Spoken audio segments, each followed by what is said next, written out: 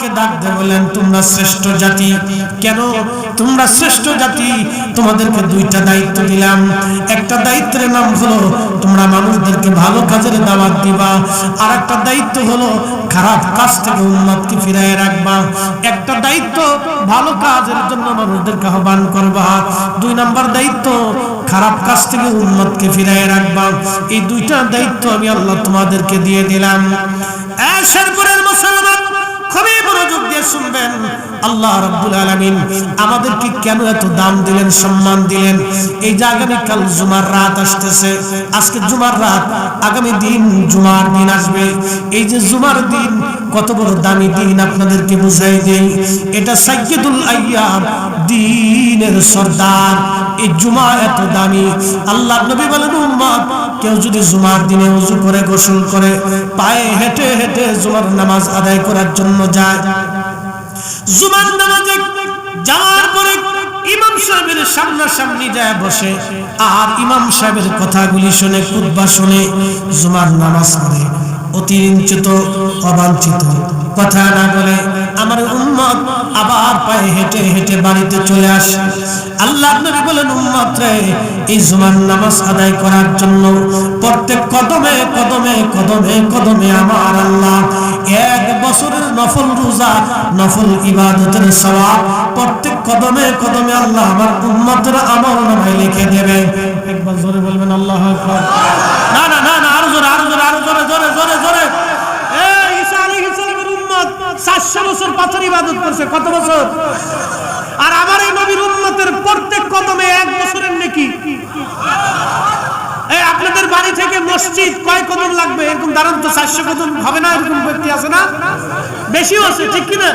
তাহলে আপনার যদি 1000 কদম হয় তাহলে 1000 বছরের সওয়াব। যদি 2000 কদম হয় তাহলে 2000 বছরের সওয়াব। যাইতে 1000 কদম, আসতে 1000 কদম। নবী বলতেছেন জুমার নামাজ আদায় করার জন্য গোসল করে পবিত্র হয়ে পাক সাফ হয়ে আমার উম্মত আদবের সাথে পায়ে হেঁটে হেঁটে হেঁটে হেঁটে মসজিদে যাবে, ইমাম সাহেবের কাছাকাছি বসবে, কথাবার্তা বলবে না, খুতবা শুনবে, নামাজ পড়বে, ভদ্রচিত্তভাবে আবার পায়ে হেঁটে হেঁটে বাড়ি চলে আসবে। প্রত্যেক কদমে কদমে কদমে 1 বছরের নফল রোজা এবং 1 বছরের নফল ইবাদতের নেকি আমার উম্মতের আমলনামায় আমার আল্লাহ লিখে দিবে। যদি 5000 কদম হয় তাহলে 5000 বছরের নেকি, যদি 10000 কদম হয় 10000 বছরের নেকি, যদি 500 কদম হয় 500 বছরের নেকি, যদি 1000 কদম হয় 1000 বছরের নেকি। তাহলে ঈসা নবীর উম্মত 400 বছর ইবাদত করিয়া যা না পাইছে, আমার নবীর উম্মত 1 জুমার মসজিদে 1 জুমায় যাইতে যাইতে আস্তে আস্তে তার চাইতে 1000 গুণ বেশি গুণ নেকি আমার এই নবীর উম্মতের আমলনামায় আল্লাহ লিখে দিবে। আরো আরো আরো জোরে, আরো জোরে, আরো জোরে। হাত উঁচা করে বলেন আল্লাহু আকবার। হযরতে মুসা নবী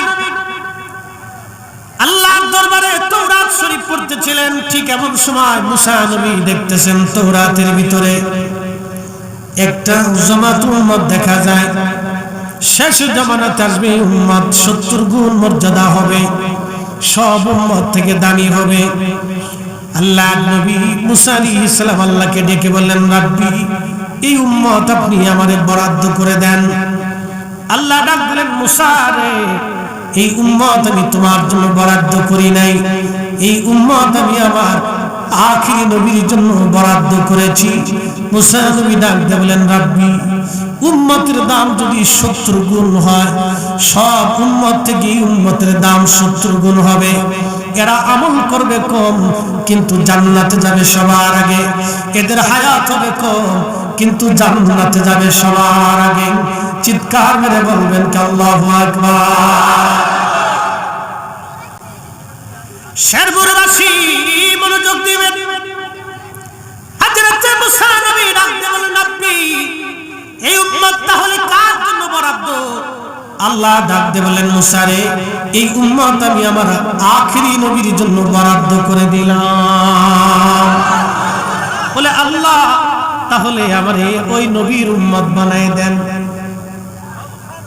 মুসা আলাইহিস সালামকে আল্লাহ ওই নবীর উম্মত আমারে বানায় দেন। আল্লাহ বলেন না, তা হবে না, তুমি জলিল কদর রাসূল ওই নবীর উম্মত তোমারে বানাইব না।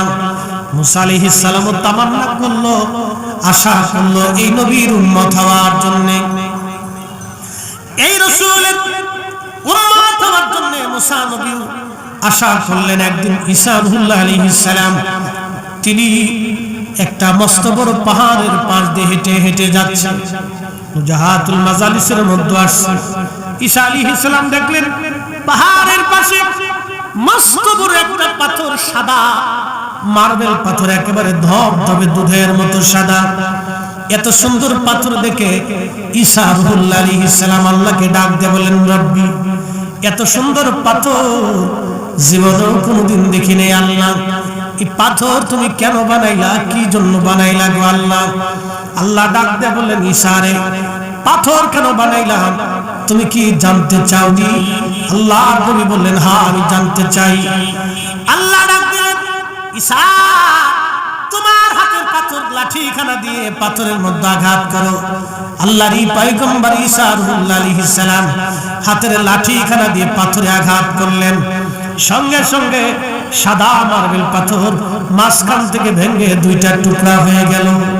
হযরত ঈসা নবী লক্ষ্য করলেন পাথরের মাঝখানে সবুজ পোশাক পরে, সবুজ একটা লাঠির উপরে ভর দিয়ে একজন আল্লাহর বান্দা দাঁড়াইয়া দাঁড়াইয়া আল্লাহর জিকির করতেছে। জোরে বলবেন কি সুবহানাল্লাহ। আল্লাহ পারেনি। হ্যাঁ হ্যাঁ, আসতে বলেন, আসতে বলেন। পুলিশে ধরবো, পুলিশে ধরবো, আমার পুলিশ নাই, পুলিশ আর আসতো না। কি কথা কর না কা, কথা কর না কা, টাইম চলে গেছে। বেশি অতিরিক্ত করলে যা হয়, কি কথা কর না কেন, কোন অতিরিক্তই ভালো না। Excess is very bad. প্রত্যেক অতিরিক্তই ক্ষতি। ভাত বেশি খাইলে হজমের সমস্যা হয়, বেশি গোসল করলে ঠান্ডা লাগে, বেশি গরমের ভিতরে লাগলে গরম লাগে। সহনশীলতার মধ্যে থাকতে হয়। বাংলাদেশ আমাদের সবার মিলেমিশে থাকা উচিত, সবার অধিকারকে বাস্তবায়ন করা উচিত। আল্লাহ রাসূল বলেছেন, সুলতানু জিল্লুল্লাহ, শাসকরা হচ্ছে আল্লাহর জমিনে জিল্লুল্লাহি ফিল আরদ, শাসক গোষ্ঠীরা হচ্ছে আল্লাহর জমিনে আল্লাহর পক্ষ থেকে তারা ছায়া স্বরূপ। আল্লাহ যেমন হিন্দু, বৌদ্ধ, খ্রিস্টান, নাসারা, ইহুদি, মুসলমান, গরু, ছাগল, হাঁস, মুরগি, ভেড়া, বকরি সব জাতিরে আল্লাহ খাবার দেয়, নিঃশ্বাস দেয়, ছায়া দেয়। যে আল্লাহর ডাকে তারও খাবার দেয়, যে ডাকে না তারও খাবার দেয়। যে আল্লাহ ডাকে তারও সূর্যের আলো দেয়, যে ডাকে না তারও সূর্যের আলো দেয়। আল্লাহ সবাইকে যেমন ছায়া দেয়, শাসকদের কাজ হচ্ছে সবাইকে এরকম সমান চোখে দেখে ছায়া দিয়ে সবার নিরাপত্তার ব্যবস্থা তৈরি করার কথা বলেন, ঠিক কিনা?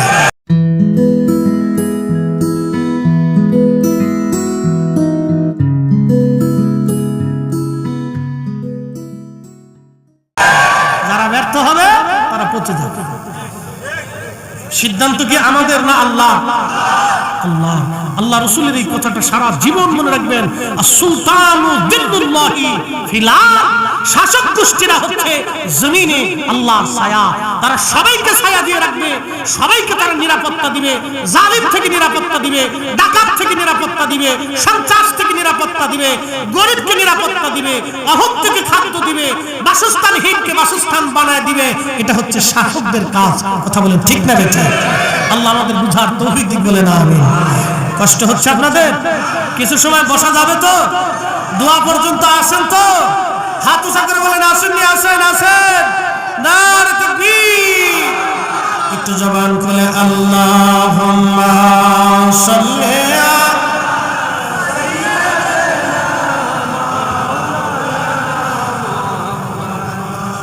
ওয়া আলা আলি সাইয়্যিদিনা।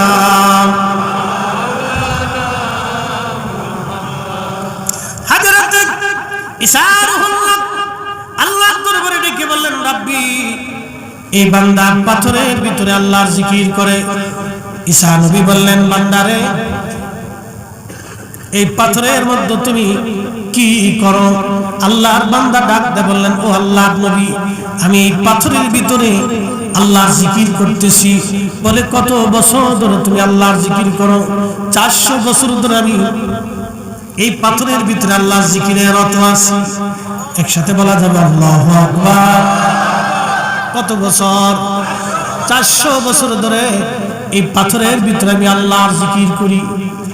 হযরত ঈসা নবী ডাক দিয়ে বলতেছে, রে আল্লাহর বান্দা, 400 বছর ধরে তুমি পাথরের মধ্যে জিকির করো, তুমি খাও কি? আল্লাহর বান্দা ডাক দিয়ে বলতেছে, হুজুর, এই 400 বছর ধরে আল্লাহ পাথরের ভিতরে একটা আঙ্গুর গাছ লাগায়া রাখছে। ওই আঙ্গুর খাওয়াইয়া খাওয়াইয়া আমার রব আমারে 400 বছর ধরে পাথরের মধ্যে জিন্দা রাখছে। আর এই 400 বছর ধরে আমি আল্লাহর জিকির আদায় করতেছি। একবার জোরে বলবেন আল্লাহু আকবার। তুখরিজুল হাইয়া মিনাল মাইয়িতি ওয়া তুখরিজুল মাইয়িতা মিনাল হাই। আমার রব বলতেছেন, হাবিব, উম্মতকে জানায় দেন, আমি আল্লাহ মরা থেকে জিন্দা বের করি, জিন্দা থেকে আমি আল্লাহ মরা বের করি, জিন্দা থেকে মরা বের করি, মরা থেকে আমি আল্লাহ জিন্দা বের করি, জিন্দা থেকে মরা বের করি, মরা থেকে আমি আল্লাহ জিন্দা বের করি।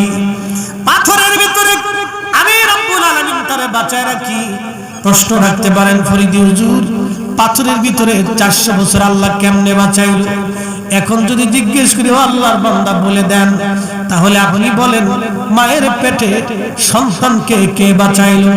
মায়ের পেটের ভিতরে মানুষেরই যিনি খাবার দেন, মায়ের পেটের মধ্যে যিনি পানি দেন, বলেন তো সেই মালিকের নাম কি? আজকে একটা সূত্র আপনাদেরকে বলে দিয়ে যাই।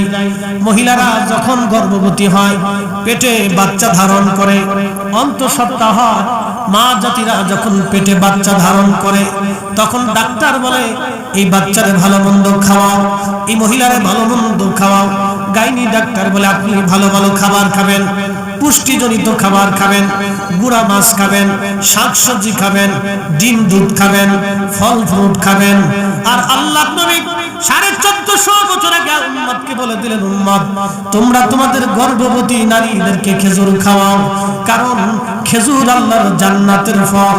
খেজুর যদি গর্ভবতী নারীরা খায়, ওই সন্তান হৃষ্টপুষ্ট হয়, মহিলার পুষ্টি হয়। আর আমার দেশের নারীরা খেজুর তো চিনে না, আমার দেশের মহিলারা ফুসকা চিনে, চটপটি চিনে। ওই ফুসকার মার্কেট খুব বিরাট মার্কেট, যা দেখেন ভসভস ভসভস করে ছাগলে যেমনি খায়, ও ফুসকা অমনে খাচ্ছে, খুব খাচ্ছে, একবারে কায়দা মতো খেয়ে সামার করে দিচ্ছে। আর ফুসকার চটপটির দোকানদারকে খাতুরা যদ্দুর খাইয়া, এরপরে ফার্মেসিতে যাইয়া, এরপরে সেকলো মেকলো সার্জেল মার্জেল কি আছে তা কিনে কিনে খাবি যা। আল্লাহ রাসূল 1450 বছর আগে বলছে, তোমরা খেজুর খাওয়াও, নারীদেরকে খেজুর খাওয়াও, বাচ্চাদেরকে খেজুর খাওয়াও, কারণ খেজুর আল্লাহর জান্নাতের ফল। একসাথে বলা যাবে মারহাবা। আরো কি জন্য খেজুর খাওয়াইতে বলছে আপনাদেরকে বলি। আল্লাহ আমাদেরকে বানাইছে মাটি দিয়ে। কি দিয়ে বানাইছে? কোরআন বলতেছে, বাদা খালকাল ইনসানি মিন তিন, আমি মানব জাতির সৃষ্টির সূচনা করছি মাটি থেকে।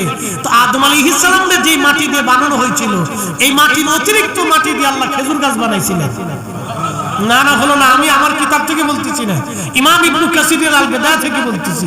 ওই খেজুর গাছ আল্লাহ ওই অতিরিক্ত মাটি দিয়ে তৈরি করেছিলেন, যার কারণে খেজুর খাইলে মানুষের শরীরে আপনি খাওয়া সাথে সাথে শরীরের সমস্ত জায়গা পুষ্টিগুণ ছড়ায় যায়। এই জন্য শারীরিক দুর্বলতা, পুষ্টিহীনতা এরকম যদি কোনো কার্য আসে, তাহলে আপনারা খেজুর কিনে বাচ্চাদেরকে খাওয়াবেন, মেয়েদেরকে খাওয়াবেন, নিজেরা খেজুর খাবেন। এই খেজুর খুব দামি এবং খুব মানে এমন একটা ফল, সাথে সাথে শরীরে পুষ্টিগুণ ছড়ায় যায়। এই জন্য খেজুর খাবেন, খেজুর বাচ্চাদেরকে খাওয়াবেন। একসাথে বলা যাবে না আলহামদুলিল্লাহ। খালি ওয়াজ করে গেলে হবে না, আজকে আপনাদেরকে একটু প্রেসক্রিপশন দিয়ে গেলাম, সারা জীবন আমল রাখবেন। আর আমাদের গোলাপানের কথা তো বলে লাভ নাই, ওখানে মান কিছু বিড়ি টানি। এই ঠিক আজকে বলেন কা, এখন তো বোঝা যাইতেছে। জোরে খান, জোরে জোরে।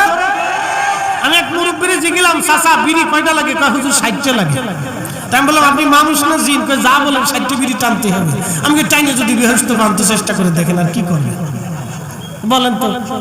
কি কমু আরে, আর কি বলার আছে? আমি এক বাথরুমে ঢুকছি, তখন দিয়ে গন্ধ, খালি বিড়ির গন্ধ। তো বেরোয় আসার পরে কেয়ারটেকারে বললাম, বেটা খালি টাকাই গুনলি একটু পরিষ্কার টরিষ্কার করছ না, বিড়ির গন্ধ কাকে আপনার আগে যে ঢুকছিল হাতে বিড়ি টানছেন। আমি বললাম বিড়ি টানার জায়গা তো বহু জায়গা আছে, গাছগাছালি আছে, স্ট্যান্ড আছে, বাস স্ট্যান্ড আছে, দোকানপাট আছে, তো বাথরুমে বয়ে টানে কেন? হুজুর না টানলে বলে ক্লিয়ার হয় না। বুঝতে পারছেন?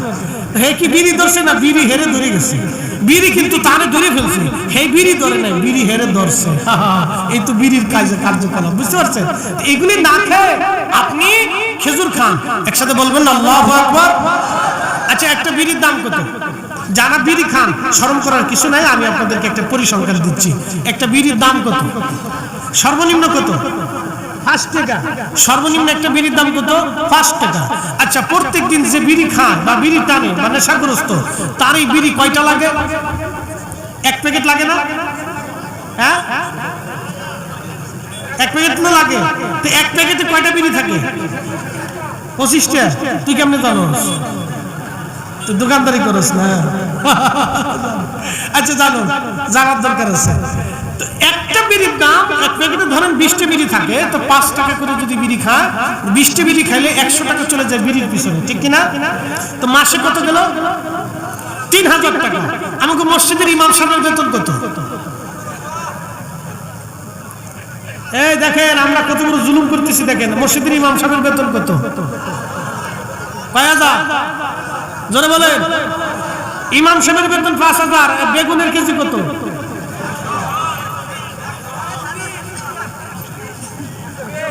120 যদি বেগুন হয়, খালি কি বেগুন ভর্তা দিয়ে খাবে? আলুর দাম কত? 60 টাকা কেজি। তো 5000 টাকা একজন ইমামের সংসার, বাচ্চা কাচ্চা, সন্তান, স্ত্রী নিয়ে কিভাবে চলবে?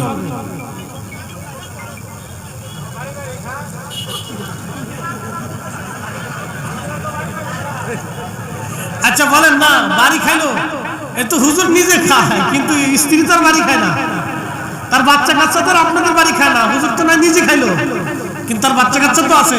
তাহলে বুঝা গেল 5000 টাকা একজনের সংসার যথেষ্ট না। কথা বল ঠিক কিনা? তাহলে একজনের বিড়ি যদি 3000 টাকা চলে যায়, তারা যদি জিজ্ঞেস করেন ভাই রে তুমি মসজিদের ইমাম সাহেবের বেতন বাবদ 500 টাকা মাসে দাও, তা দেয় না। দেয় না। 100 টাকা অনেকে দেয় না, 50 টাকা মাসে অনেকে দেয় না। বাকি ফেলতে ফেলতে 6 মাস ফেলছে, সে আবার শোয়ার আগে ঘুমানোর আগে চিন্তা করে মরার পরে 80টা হুর পাবো, বেহেশতের ভিতরে 80টা বউলেও দৌড় পারবো।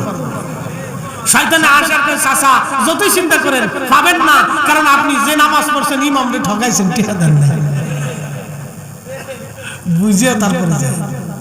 আমি একটা পরিসংখ্যান আপনাদেরকে বলি, আমরা আমাদের ইনসাফ ভিত্তিক সমাজ যদি করতে পারতাম, তাহলে আমরা সবাই সুখী হইতে পারতাম। কথা ঠিক কিনা? দোকানে বাকি খাইছে আর দেয় না, দোকানে বাকি খাইছে আর দেয় না, ওই দোকানের সামনে দিয়ে আর যায় না, দোকানদার সিলিমেটেরও খবর পায় না, টাকা হাও রাখতেছেন, টাকা উঠাইতে গেলে ঝগড়া করা লাগে, ওই টাকা আর ফেরত পাইতে পারছেন মানে চেষ্টা করলেও পান না। আর এই জমির দালাল, ওই আপনার বিদেশের দালাল, এরকম দালালের খপ্পরে টাকা পড়লে তো ওই টাকা উঠাইতে উঠাইতে 6 বছর 12 বছর চলে যায়। কি কথা বল না কেন? এই হচ্ছে আমাদের সমাজ। এই আমরা কঠিন পর্যায়ে পড়ছি। ওয়াজ করলে কি হবে? ওয়াজ করে মানুষের হেদায়েত কেন হচ্ছে না, এর পিছনে অনেক রহস্য আছে। আল্লাহ হেদায়েত করুক, সকলে বলে না আমিন। আমরা কি কবরে যাব না? পৃথিবীতে কি চিরদিন থাকবো? শুধু আসতেছি, কোরআনের আয়াত পড়ছি, সেদিকে ফিরে আসতেছি। হযরত ঈসা নবী ডাকতে বলতেছে, রাব্বি 400 বছর ধরে একেবারে নিষ্পাপহীন পাপহীন একজন ব্যক্তি পাথরের ভিতরে তুমি আল্লাহ তার ইবাদত করাইলা। ইয়া রাব্বি 400 বছর ধরে সে ইবাদত করে আল্লাহ, এর চাইতে দামি ব্যক্তি কি আর দুনিয়াতে আসেনি বলো? আল্লাহ ডাকতে বলো, ঈসা রে এর চাইতে মর্যাদাবান উম্মত আমি বানায় রাখছি। বলে আল্লাহ কারা? বলে এরা আমার আখিরি নবীর উম্মত। যে সুবহানাল্লাহ না বলবেন আমি বলবো সে কিপটা। একসাথে জোরে বলেন সুবহানাল্লাহ। শ্রেষ্ঠ নবী দিলাম রে তরিয়ে নিতে রোজা হাসরে, ঠিক কি না? শ্রেষ্ঠ নবী দিলাম রে তরিয়ে নিতে রোজা হাসরে, পথ না ভুলি তাই তো দিলেন পাক কুরআনের বাণী খোদা তোমার মেহেরবানি সুন্দর ফুল সুন্দর ফল মিঠা নদীর পানি খোদা তোমার মেহেরবানি খোদা তোমার মেহেরবানি। হযরত ঈসা আলাইহিসসালাম বলতেছেন আপনি আখিরি নবীর উম্মত কেন এত দাম হবে তাদের? আল্লাহ ডাক দিলেন ঈসারে, আমার আখিরি নবীর উম্মতের মধ্যে আমি আল্লাহ বিশেষ বিশেষ দিন এবং রাত দিয়ে দিব, যে দিন এবং রাতে ইবাদত করলে এরকম 400 বছর ইবাদত করার চাইতে দামি মর্যাদা আমি আল্লাহ তাদের দান করব। একবার জোরে বলবেন কি আল্লাহু আকবার।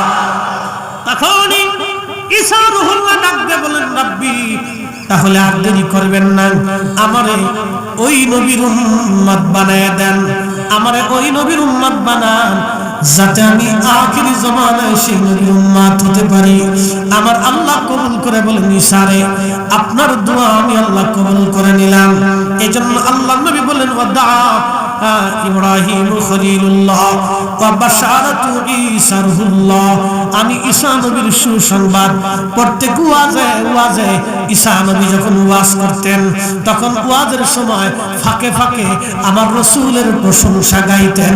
আমরা যেমন ওয়াজের ভিতরে আমরা আমাদের নবীর প্রশংসা গাই, ঈসা নবী তার ওয়াজে আমাদের নবীর প্রশংসা গাইতেন, গুণকীর্তন করতেন। একবার জোরে বলা যাবে আল্লাহু আকবার। আমরা সেই নবীর উম্মত, এত বড় দামি নবীর উম্মত।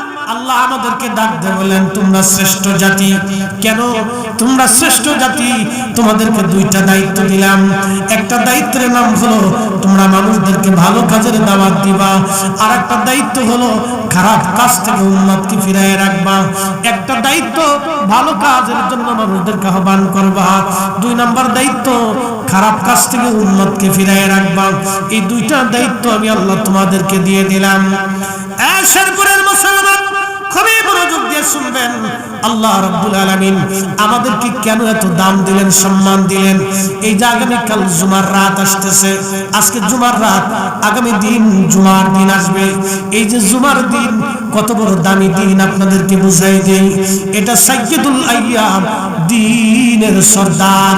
এই জুমা এত দামি।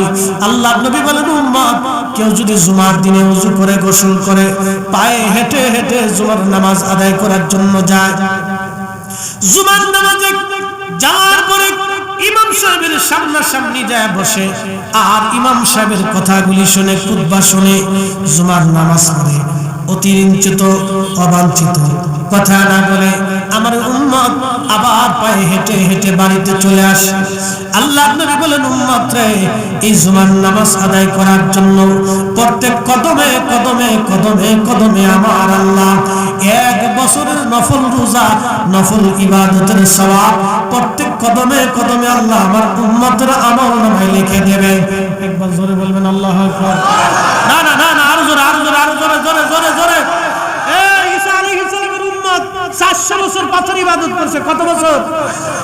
আর আমার এই নবীর উম্মতের প্রত্যেক কদমে 1 বছরের নেকি। এই আপনাদের বাড়ি থেকে মসজিদ কয় কদম লাগবে? এরকম দাঁড়ান তো, 400 কদম হবে না? এরকম ব্যক্তি আছে না?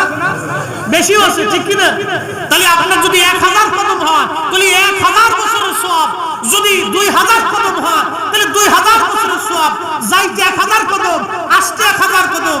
নবী বলতেছেন জুমার নামাজ আদায় করার জন্য গোসল করে পবিত্র হয়ে পাক সাফ হয়ে আমার উম্মত আদবের সাথে পায়ে হেঁটে হেঁটে হেঁটে হেঁটে মসজিদে যাবে, ইমাম সাহেবের কাছাকাছি বসবে, কথাবার্তা বলবে না, খুতবা শুনবে, নামাজ পড়বে, ভদ্রচিতভাবে আবার পায়ে হেঁটে হেঁটে বাড়ি চলে আসবে।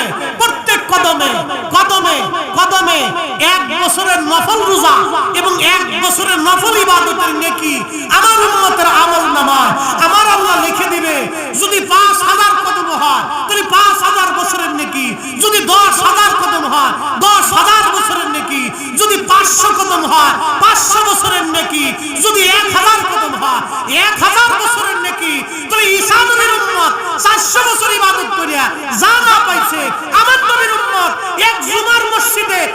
জুমায় যাইতে যাইতে আস্তে আস্তে তার চাইতে হাজার গুণ বেশি গুণ নেকি আমার এই নবীর উম্মতের আমলনামায় আল্লাহ লিখে দিবে। আরো আরো আরো জোরে আরো জোরে আরো জোরে হাত উঁচা করে বলেন আল্লাহু আকবার। এবার জুমার নামাজ পড়েন না কে কে? হাত উঁচা করে। জুমার নামাজ পড়েন না কে কে? আচ্ছা পড়েন তো ইনশাআল্লাহ। কালকে জুমা হবে তো? হ্যাঁ ইনশাআল্লাহ বলেন ইনশাআল্লাহ। জুমা কাজা করবেন না তো? একসাথে 3 জুমা কেউ যদি কাজা করে আল্লাহ তার অন্তরে মোহর মেরে দেয়, তখন কোরআন ভালো লাগে না, হাদিস ভালো লাগে না, দিন ভালো লাগে না। আচ্ছা বলেন তো, যেই নবীর কারণে আল্লাহ আমাদেরকে এই দাম দিলেন, ইজ্জত দিলেন, সে নবীর দাম কত? কত? অনেক কত? 1000 কিলো? এর কোনো শেষ আছে? জোরে বলেন, কোনো সীমানা আছে? কোনো সীমানা হবে? ও রাসূলের ইজ্জতের কোনো সীমানা নাই, এটা সীমানাহীন ইজ্জতওয়ালা। কথা বলেন ঠিক না ঠিক? মনোযোগ দিন। হযরতে আল্লাহর নবী আরো বলেন, উম্মত প্রত্যেক জুমাতে যদি তোমরা নামাজ পড়ার জন্য সর্বপ্রথম যে জুমার মসজিদে যায়, আল্লাহ তাকে একটা উট কুরবানির নেকি লিখে দেয়। দ্বিতীয়বারে যে যায়, আল্লাহ তাকে একটা গরু কুরবানির নেকি লিখে দেয়।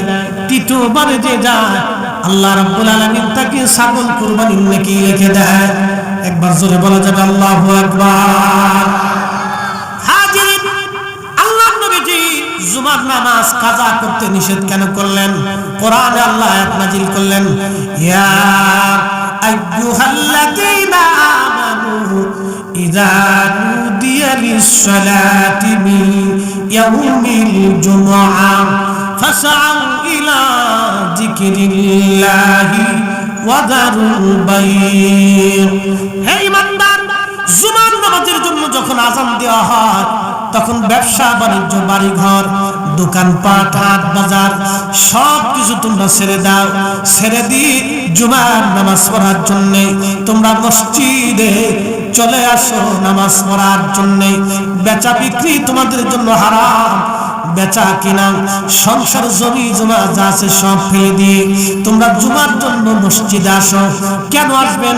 একটা ঘটনা শোনাই দিয়ে যায়। মদিনাতে বিরাট বড় দুর্ভিক্ষ লেগে গেল। বিরাট বড় দুর্ভিক্ষ। টাকা আছে কিন্তু খাবার নাই, টাকা আছে কিন্তু খাবার নাই। যেমন আমাদের বাংলাদেশে ধরেন, বহির্বিশ্ব থেকে যদি আমাদের বাংলাদেশের সাথে লেনদেন, ব্যবসা বাণিজ্য বন্ধ হয়ে যায়, কারণ আমরা এমন একটা দেশ যেটা ভারতের চারপাশ আমাদের ভারত ঘিরে রেখেছে। যদি ধরেন ব্যবসা বাণিজ্য বন্ধ হয়ে যায়, জাতিসংঘ আমাদের থেকে মুখ ফিরায় নেয়, সারা পৃথিবী থেকে আমাদের জন্য ব্যবসা বাণিজ্য, গার্মেন্টস বন্ধ করে দিল, টাকা পয়সা আসা বন্ধ হলো, বিশ্ব ব্যাংকের লেনদেন বন্ধ হয়ে গেল, ব্যবসা বাণিজ্য আদান প্রদান যদি বিশ্ব, এই জাতিসংঘ যদি বাংলাদেশের সাথে সম্পর্ক ছিন্ন করে দেয়, সারা পৃথিবী থেকে আমরা বিচ্ছিন্ন হয়ে যাব। আমাদের দেশে খাবারের সংকট আসবে, মানুষের পকেটে পয়সা থাকবে কিন্তু চাল থাকবে না, সার থাকবে না, ওষুধ থাকবে না। আমরা বিশ্ব থেকে বঞ্চিত হয়ে যাব, বিচ্ছিন্ন হয়ে যাব। মদিনায় তো এরকম দুর্ভিক্ষ লেগে গেল, পয়সা আছে কিন্তু খাবার নাই। না খেয়ে খেয়ে এইভাবে 10 দিন 7 দিন পার হয়ে গেল। মদিনার ঘরে ঘরে দুর্ভিক্ষ, কান্নার রোল পড়ে গেল, অবস্থা ভয়াবহ। জুমার দিন আল্লাহর নবীজি জুমার নামাজ পড়ার জন্য খুতবা দিচ্ছিলেন। এমন সময় বহির্বিশ্ব থেকে, সিরিয়া থেকে একদল বণিক মদিনার বাজারে পণ্য সামগ্রী, খাদ্য সামগ্রী নিয়ে মদিনার বাজারে প্রবেশ করলো। একজন সাহাবী ঘোষণা দিলেন, কে আসো, তাড়াতাড়ি যাও, জুমার নামাজ যারা পড়তে আসছো, মদিনার বাজারে পণ্য সামগ্রী নিয়ে সিরিয়া থেকে কাফেলা আসছে, যার যার মতো খাবার কিনে নিয়ে আসো। মসজিদে রাহমাতুল লিল আলামিন খুতবা দিচ্ছিলেন, অন্য কেউ না, আল্লাহর নবী খুতবা দেন। তখন মসজিদ থেকে মুসল্লিরা বের হতে হতে, মুসল্লি চলে যেতে যেতে যেতে যেতে সব মুসল্লিরা মসজিদ থেকে বের হইয়া খাবার কেনার জন্য মদিনার বাজারে চলে গেল। মাত্র 10 জন সাহাবী আল্লাহর ঘর মসজিদের মধ্যে বসে রইল। আল্লাহর নবী খুতবা শেষ করার পরে দেখলেন মাত্র 10 জন সাহাবী বসে আছে, আর সব সাহাবীরা মসজিদ থেকে বের হইয়া খাবার কেনার জন্য চলে গেছে। ঠিক তখনই নবীজি দেখলেন আবু বকর বসা। আল্লাহর নবী সর্বপ্রথম ঘোষণা দিলেন, আবু বকর ফিল জান্নাতি, ওমর ফিল জান্নাতি, উসমান ফিল জান্নাতি, তালহা আলী ফিল জান্নাতি, তালহা ফিল জান্নাতি, জুবায়ের ফিল জান্নাতি, আব্দুর রহমান ইবনে আউফ ফিল জান্নাতি, সাদ বিন আবি ওয়াক্কাস ফিল জান্নাতি, সাঈদ ইবনে জুবায়ের ফিল জান্নাতি, আবু উবাইদা ইবনে জাররাহ ফিল জান্নাতি। এইভাবে আমার নবী 10 জন সাহাবীর নাম ঘোষণা দিয়ে বললেন এরা সবাই আল্লাহর জান্নাতি জান্নাতি। একবার জোরে বলবেন কি আল্লাহু আকবার।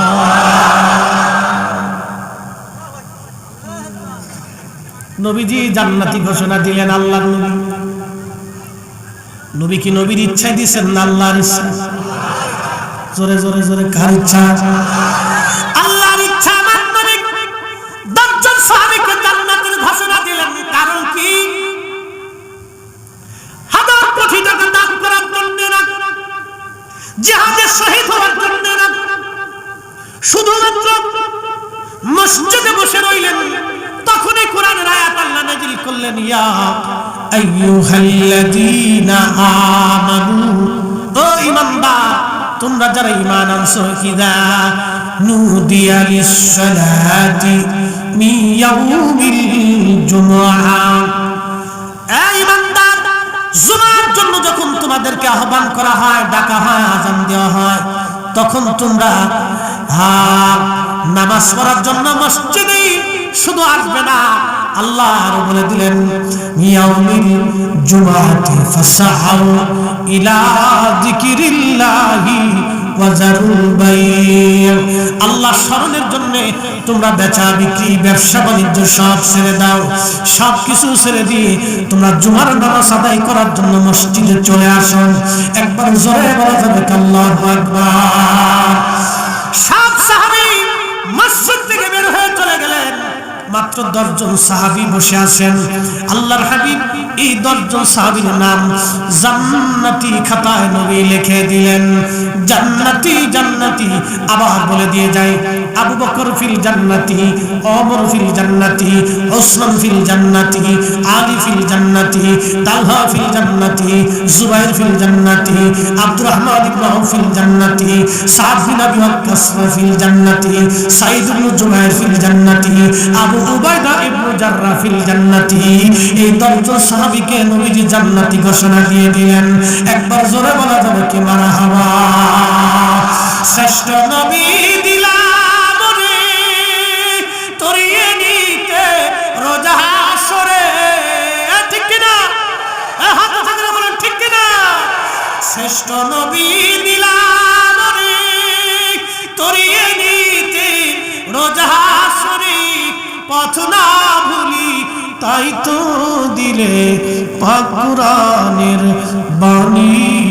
খুদা তোমার মেহেরবানি, সুন্দর ফুল সুন্দর ফল, মিঠা নদীর পানি, খুদা তোমার মেহেরবানি, খুদা তোমার মেহেরবানি। তুমি কতই দিলে রতন, ভাই বারাদার পুত্র স্বজন, খুদা পেলে অন্ন যোগাও, মানি চাই না মানি, খুদা তোমার মেহেরবানি। উঠে কারা?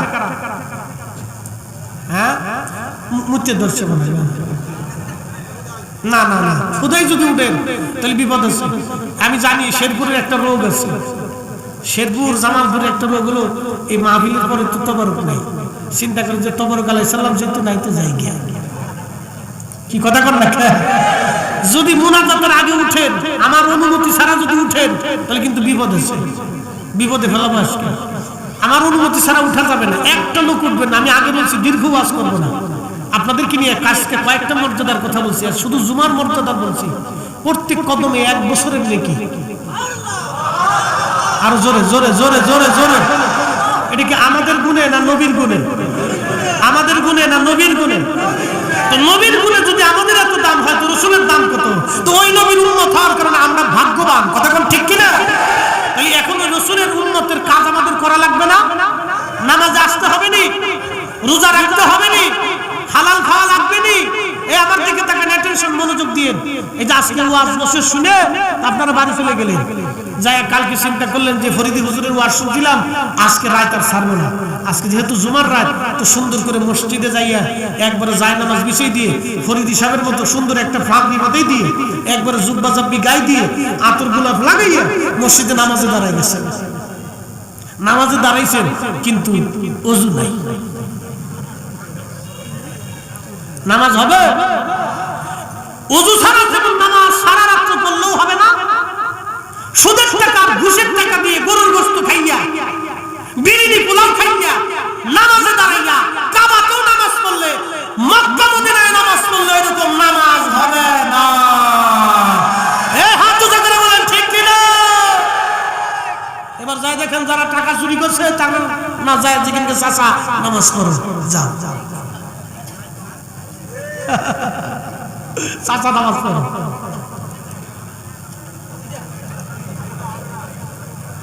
হবে হবে, মুসলমান মুসলমানের মতো হতো। পৃথিবী বিখ্যাত একজন আল্লাহর ওলি আবু আলী কালান্দার, আল্লাহু আকবার। এদেশে ইসলাম আছে কারা? জোরে জোরে জোরে জোরে জোরে। না ইতিহাস মিথ্যা বলে না, ইতিহাস মিথ্যা বলে না। ইসলাম আছে ওলিরা, কথা ঠিক কি না? ওলিদের দেওয়া ইসলামে সার রোপণ করে, বীজ বপন করে চাষাবাদ করতেছে উলামায়ে কেরাম। জোরে জোরে বলেন, জোরে বলেন। ইসলাম আনছে কারা? জোরে বলেন। এবং এই ইসলামের বীজ বপন করে চাষাবাদ করে সার দিয়ে এটাকে সুন্দর করে সজীব করে রাখছে আলেমরা, কথা বলেন না ঠিক কি না? উঠে গেল, উঠে গেল।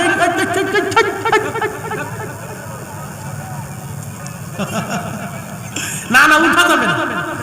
একজন উঠলে আরেকজনের মনে চিন্তা করে যে এতজন উঠতে গেছে, তাহলে আমি একটু আরেকটা সাইডে আসি, বুঝতে পারছেন না? সুযোগ পাবে, সুযোগ দেওয়া যাবে না। একটু বসেন, শেষ আমার কথা। আবু আলী কলম্ব, আবু আলী কলম্ব, ওনার মাজার হচ্ছে ওই যে বর্তমানে পানিপথে। শোনেন, আমরা ওলি মানি, আমরা জিয়ারত মানি, কিন্তু শিরক মানি না। হাত উঁচু করে বলেন, হাত উঁচু করে বলেন। কোন মাজারে আমরা সেজদা মানি না, হাত উঁচু করে বলেন ঠিক কি না? মহিলা পুরুষ এক জায়গা হয়ে নাচানাচি, বেরসরিয়া কাজ, এইগুলো ইসলামের ভিতরে নাই, আমরা জীবনে মানি না, মানব না। হাত উঁচু করে বলেন ঠিক কি না? হতে পারে না, ইসলাম দিন। ওলিরা এই জন্য দেশে আসেন নাই, ওলিরা ফেস ইসলাম নিয়ে এসেছে, ওলিরা শান্তি নিয়ে এসেছেন, কালেমা নিয়ে এসেছেন, একই এনেছেন, বিশ্বাস এনেছেন, সঠিক ইসলাম কিনে এনেছেন। হযরত আবু আলী কালান্দার পানিপথে আসছেন, তো পানিপথের হিন্দু রাজা তিনি চিন্তা করলেন এই মুসলমান দরবেশ এই দেশে রাখবো না, তাড়াই দিন। তো সাধু সন্ন্যাসী পুরোহিত ব্রাহ্মণ ঠাকুর গণক তাদের ধর্মে যারা আছে সবাইকে ডাকছে, বলতেছে আপনারা যজ্ঞ করে দেখেন, গবেষণা করে দেখেন এই দরবেশকে কিভাবে তাড়ানো যায়। আমার দিকে তাকাবেন, একটা প্রসিদ্ধ ইতিহাস আজকে আপনাদেরকে শোনাই, কষ্ট হবে? তাহলে বসে, একটা লোক উঠবেন না, আশেপাশ থেকে উঠতে গেলে পাঞ্জাবি টাইনি ধরে বসে রাখেন, ভাই সাহেব তুই যাইস না, শুনে যা। আজকে এখান থেকে এই ঘটনার থেকে আমাদের জন্য জীবন অনেক বড় শিক্ষা আছে, আমি বলে দিয়েছি। ও যারা বাদাম টিপতেছে, বাদাম খাচ্ছে, লটপটি খাচ্ছে, ও খাতি থাক, ও খাইয়ে যদি বেহেশত পান তো চেষ্টা করে দেখো, কি কথা ঠিক কিনা? আর আমরা মাহফিলে বসে যদি আমরা জান্নাত পাই তো অবশ্যই আমরা জান্নাত পাবো, কারণ আল্লাহর ওয়াদা ইন্নাকা লা তুখলিফুল মিআদ, আল্লাহর ওয়াদার কোনো খেলাফ হবে না। আল্লাহ এখানে বসে আমাদেরকে মাফের হুকুম দিয়েছেন, আল্লাহ ওয়াদা করেছেন তোমাদেরকে মাফ করে নিষ্পাপ করে তারপরে বাড়ি পাঠাবো। আমরা এখান থেকে আশা করি নিষ্পাপ হয়ে বাড়ি যাব ইনশাআল্লাহ, বলে না আমিন।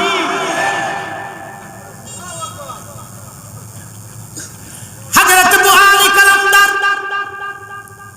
হিন্দু পুরোহিত ঠাকুর সন্ন্যাসী সাধু যারা ছিলেন তারা যজ্ঞ করলেন, জাদু টনা করলেন। কারণ দেখবেন সাধু সন্ন্যাসীরা জাদু বিদ্যা শিখে, তাদের ভিতরে কিছু আছে ল্যাংটা সাধু, সারা জীবন ল্যাংটা থাকে, কোনোদিন কাপড় পরে না। ওরা ল্যাংটা থেকেই তারা সাধনা করে, ওই আপনার জাদু টনা সাধনা করে। আর আমরা মুসলমান আমরা যারা আছি তারা আমরা আল্লাহর পথে সাধনা করি। ওই পুরোহিত ঠাকুর সন্ন্যাসীরা তিনরা যজ্ঞ করলেন, সাধনা করলেন, চেষ্টা করলেন, মুসলমান দরবেশকে এই দেশ থেকে তাড়ানোর জন্য জাদুটনা করলেন, কিন্তু কোনো জাদুতেই কাজ হলো না।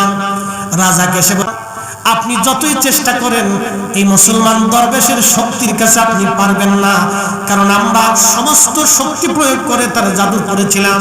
তাকে এই জমিন থেকে তাড়িয়ে দেওয়ার জন্য, তাকে হত্যা করার জন্য আমরা জাদু করেছিলাম, কিন্তু কোনো জাদুই আমাদের কাজে লাগে নাই। অদৃশ্য থেকে তার পক্ষে একটা শক্তি আসে, তাকে নিরাপত্তা দেয়, তার শক্তির কাছে আমরা বড় অসহায়। ওগো রাজা, আপনি যদি তার বিরুদ্ধে যুদ্ধ করতে যান তাহলে অবশ্যই আপনি পরাজিত হবেন। ওনাকে উত্তপ্ত করবেন না, ওনার পথে ওনাকে ছেড়ে দেন।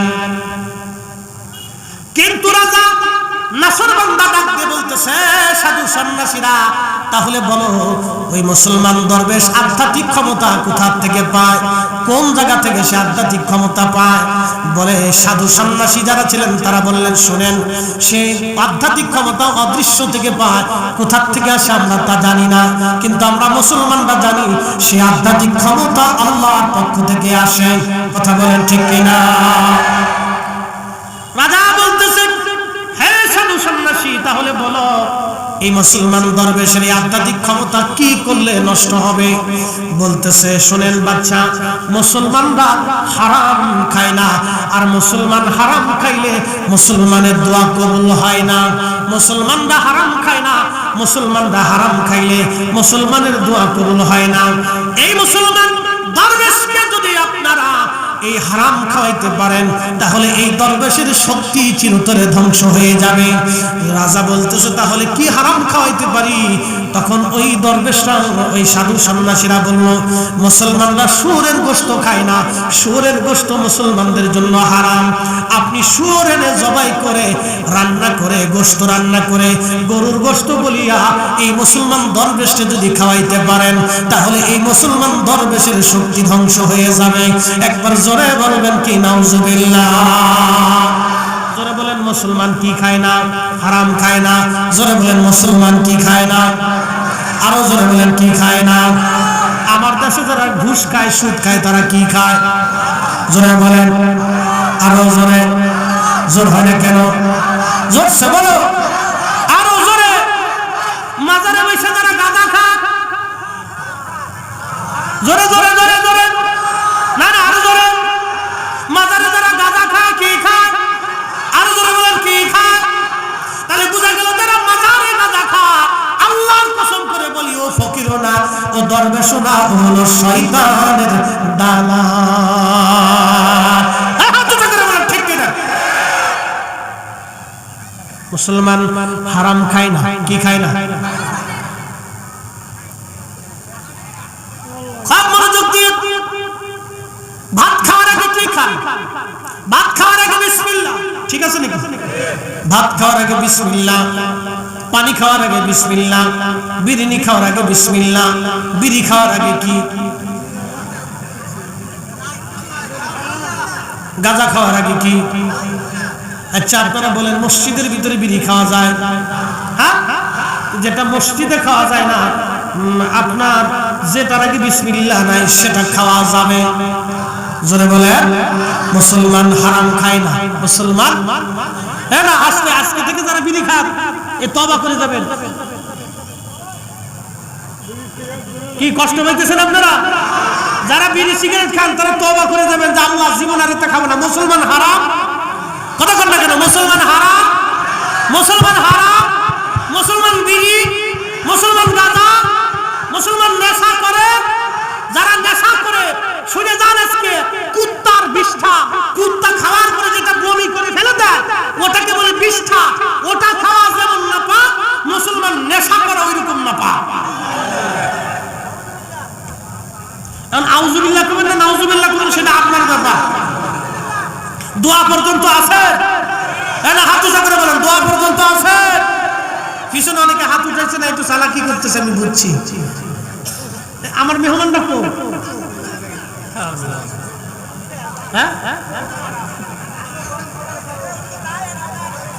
চলে গেছে, আইবো আইবো আইবো। আচ্ছা খাইতে গেছে সবাই বসেন বসেন বসেন ইনশাআল্লাহ বসেন একসাথে জোরে বলেন তো আল্লাহু আকবার। ঘটনা কিন্তু শেষ হয়নি। বু আলী কলমদার, বু আলী জোরে বলেন, বু আলী কলমদার অনেক বড় হাজরাতে বু আলী কলমদারের বাড়ি পানিপথের রাজা শুয়োর জবাই করে ফিরাই করে কালাভুনা করে গরুর গোশত বনিয়া বু আলী কলমদারের বাড়ি সুন্দর করে লোক লস্কর দিয়ে পাঠাই দিছে। বু আলী কলমদারের বাড়ি যখন পাঠাইলো তখন আমাদের কাছে যেমন মোবাইলে ফোন আসে, মেসেজ আসে, হোয়াটসঅ্যাপে ফোন আসে, এবার ফেসবুকের মেসেঞ্জারে মেসেজ আসে, দোস্ত কেমন আছেন, হুজুর একটা ডেট দেওয়া যাবে কিনা। অনেকে ফোনে না পাইলে মেসেঞ্জারে মেসেজে নক করে, হুজুর এত তারিখে কোনো ডেট খালি আছে কিনা, দেওয়া যাবে কিনা। তখন আমরা মেসেঞ্জারে লিখে দিই না তা হবে না, খালি নাই অথবা খালি আছে। আমি যে সুদূর মিশরের একজনের সঙ্গে মেসেঞ্জারে কথা বললাম, আমি ছাড়া কেউ জানে না। ঠিক আল্লাহর ওলিদের কাছে আল্লাহর পক্ষ থেকে ওই রকম মেসেজ আসতো। বু আলী কলমদারের সামনে খাবার নিয়ে আসছে, শুয়োরের গোশত। কিসের গোশত? শুয়োরের গোশত নিয়ে আসছে। আল্লাহর পক্ষ থেকে মেসেজ আসছে, বু আলী কলমদার এই খাবার খাওয়া যাবে না, কারণ এই খাবার গরুর গোশত না, এটা শুয়োরের গোশত, এটা হারাম। চিৎকার করে বলেন আল্লাহু আকবার। বু আলী কলমদার তিনার সাথী সঙ্গী যারা ছিলেন তাদেরকে বললেন, সাবধান, তোমরা এই খাবারে হাত দেবে না, এটা শুয়োরের গোশত। ওই যে বাদশা রাজার যে সৈন্য সামন্ত লোকেরা লোক লস্কর না হুজুরের জন্য শুয়োরের গোশত রান্না করে নিয়ে আসছে। বু আলী কলমদার ডাক দিয়ে বলেন, এ রাজার লোকেরা, তোমার রাজাকে যায় বলবা বু আলী কলমদার শুয়োরের গোশত খায় না, তোমার রাজা কেন আমার জন্য শুয়োরের গোশত পাঠাইছে, যায় বলবা এই গোশত আমাদের জন্য না, এই গোশত তোমরা খেয়ে নাও, এটা আমরা খাই না। একবার জোরে বলা যাবে আল্লাহু আকবার। মুসলমান কি খায় না? জোরে বলেন, কি খায় না? আরো জোরে, জোর হয় না কেন? জোরসে বলো, আরো জোরে। মুসলমান হারাম খায় না। তাহলে আপনি শেরপুরে তালাশ করে দেখেন মুসলমান কয়জন আছে। যান এবার তালাশ করেন। আপনার হারিকেন ধরাই দিব, আমি প্রয়োজনে হারিকেনের তেল ধরাই দিব, কেরোসিন দিয়ে দিব, সারা শেরপুর দিয়ে খুঁজে দেখেন মুসলমান কয়জন আছে। জান জ্ঞান খাইল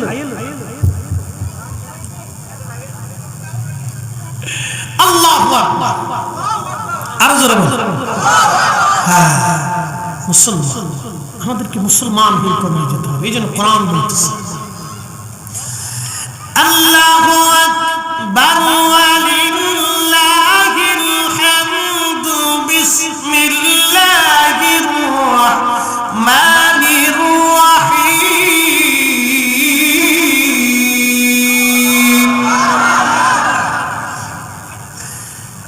ইয়া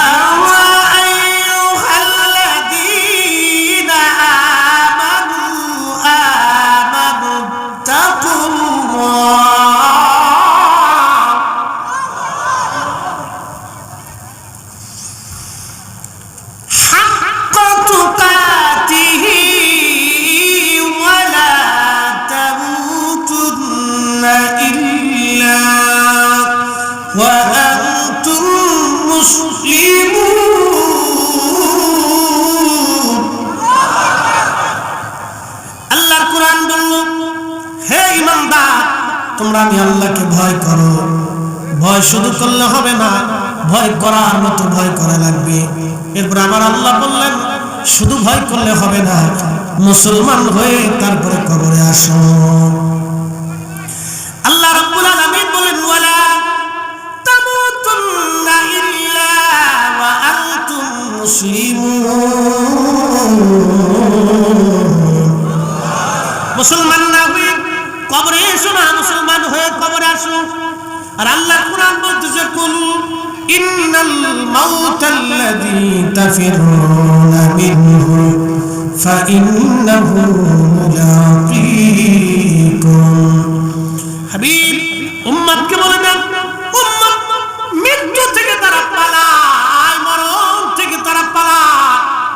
আমার উম্মতকে বলে দেন মরণ থেকে পালানোর কোনো রাস্তা নাই। আমার উম্মত আপনার উম্মতকে বলে দেন মরণ থেকে পালানোর কোনো রাস্তা নাই। ওই মালাকুল মউত তার সাথে মোলাকাত করবে, ওই মালাকুল মউত তার সাথে দেখা করবে। শুধু আমাদের সাথে না, এই মৃত্যু সবার সাথে দেখা করবে, শুধু আমাদের সাথে না, ফেরেশতাদের সাথেও দেখা করবে। মৃত্যুর একটা সুরত আছে, মৃত্যুর একটা জীবন আছে। এই মরণটাকে আল্লাহ সৃষ্টি করলেন। আল্লাহ বললেন আল্লাযী খালাকাল মাউতা ওয়াল হায়াতা লিয়াবলুয়াকুম আইয়ুকুম আহসানু আমালা।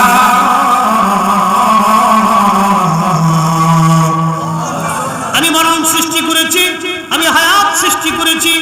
এই মৃত্যুটাকে সৃষ্টি করার পরে রব্বুল আলামিন আমার আল্লাহ এই মৃত্যুর একটা রূপ দিলেন, চেহারা দিলেন। ফেরেশতাদেরকে আল্লাহ দাঁড়া করাইলেন।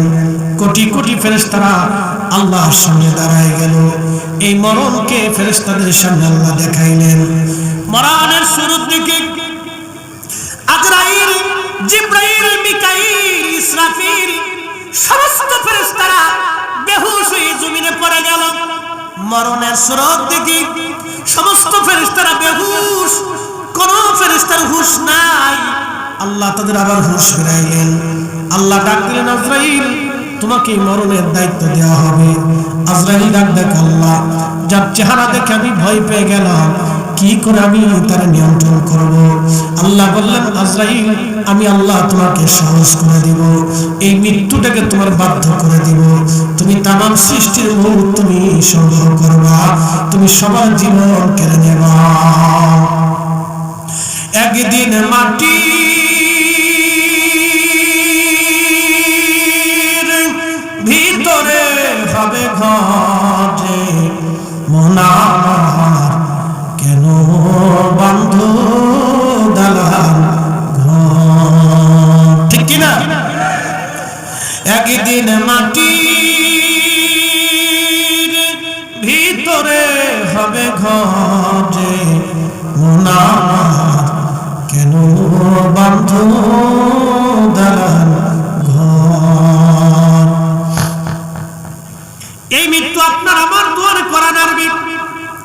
কোন সময় কোন দিন কখন এই মৃত্যু আসবে আমরা কেউ জানি না। শেরপুরবাসী খুবই মনোযোগ দিয়ে কথাগুলি শুনে যাবেন। আমরা মৌতের মাধ্যমে আল্লাহর দরবারে চলে যাব। আমরা ছিলাম আল্লাহর দরবারে, আবার দুনিয়ার মধ্যে আসছি, আবার আল্লাহর দরবারে চলে যাব। ওয়া ইন্না ইলাইহি রাজিউন। আমরা আল্লাহর দরবারে আবার ফিরে চলে যাব, অবশ্যই আল্লাহর দরবারে চলে যাব। শেরপুরের মুসলমান আল্লাহর দরবারে যে চলে যাব, কি নিয়ে যাব?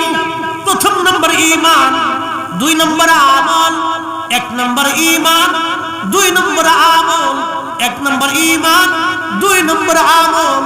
এই দুইটা জিনিস নিয়ে কবরে যেতে হবে, আল্লাহর কাছে যেতে হবে। এর বাইরে কিছুই নেওয়ার সুযোগ আমাদের নাই। শেরপুরবাসী খুব মনোযোগ দিয়ে শুনে যাবেন। আমার কথা একেবারে শেষ পর্যন্ত নিয়ে আসছি। আমরা আল্লাহর দরবারে চলে যাব। আল্লাহ আমাদের জীবনের হিসাব রাখবেন। বান্দা নামাজের হিসাব দিয়ে যাও, রোজার হিসাব দিয়ে যাও, জিন্দেগির হিসাব তোমরা দিয়ে যাও।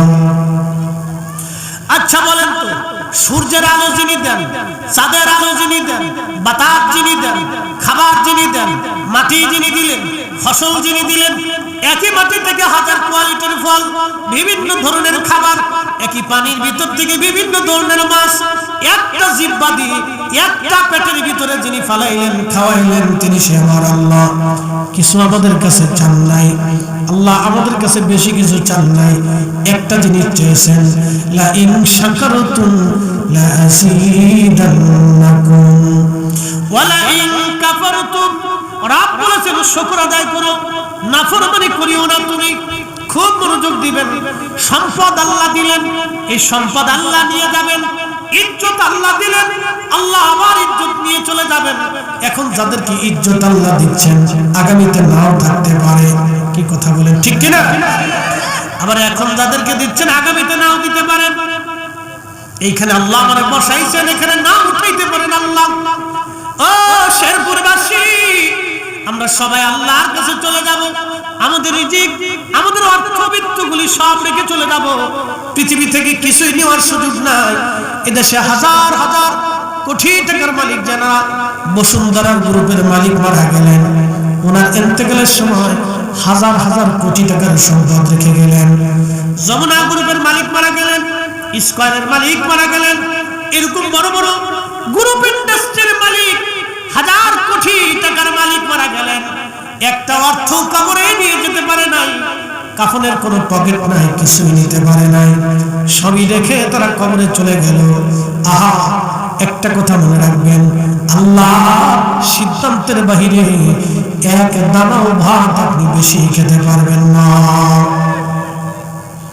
আল্লাহ সিদ্ধান্তের বাহিরে এক দানা ভাত আপনি বেশি খেতে পারবেন না। শেরপুরবাসী, আল্লাহ ডাক দিবেন, এ বান্দা কি করছো তুমি? দু হাতে রুজি দিয়া বলো।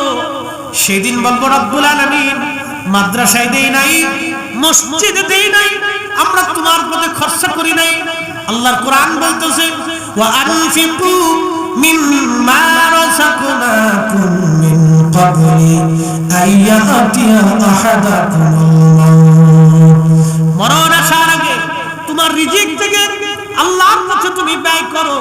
যদি আল্লাহর পথে তোমার রিজিক তুমি ব্যয় করো, আমি আল্লাহ 70 গুণ তোমার রিজিক আমি আল্লাহ বাড়ায় দিব।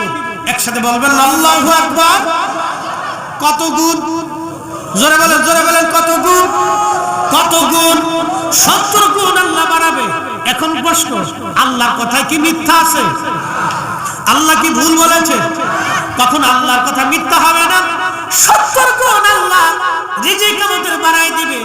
যদি না দেন তাও কি হবে? আমার আল্লাহ কোরআনে তাও বলে দিলেন, ফায়াকুলা, কিয়ামতের ময়দানে এই মানুষগুলি গোশতগুলি কামড়াই কামড়াই টেনে টেনে ছিঁড়ে ফেলবে আর বলবে, রাব্বি লাউলা আখারতানি ইলা আজালিন করিব। আল্লাহ আমাদেরকে আবার দুনিয়াতে পাঠান, এই জাহান্নামের আগুন আমাদের বরদাস্ত হবে না, হাসরের মাঠ আমাদের কষ্ট হয়। আল্লাহ দুনিয়াতে আবার আমাদেরকে পাঠান, কষ্ট করে কামড়া কামড়ে টেনে টেনে ছিঁড়ে ফেলবে আর বলবে, রাব্বি আমাদেরকে আবার দুনিয়াতে পাঠান, ফাআসাদদাকা, বেশি বেশি করে দান করব, ওয়া আকুন মিনাস সলিহিন, আর সলিহিন নেককারদের অন্তর্ভুক্ত হয়ে যাব। আল্লাহ ডাক দিবেন, ওয়ালা ইউআখিরাল্লাহু নাফসান ইযা জাআ আজালুহা। বান্দারে দ্বিতীয়বার আর দুনিয়াতে যাবার সুযোগ নাই। এ বান্দা, পৃথিবীতে যাবার সুযোগ নেই। একবার হায়াত শেষ হয়ে গেলে থাকার আর সুযোগ নাই। কবরে চলে গেলি আর ফিরে আসার আর কোনো সুযোগ নাই। শেরপুরের মুসলমান, মরণ আসার আগে আল্লাহর পথে দান করা লাগে, মরণ চলে আসলে আর সুযোগ নাই। একদিন মাটির ভিতরে হবে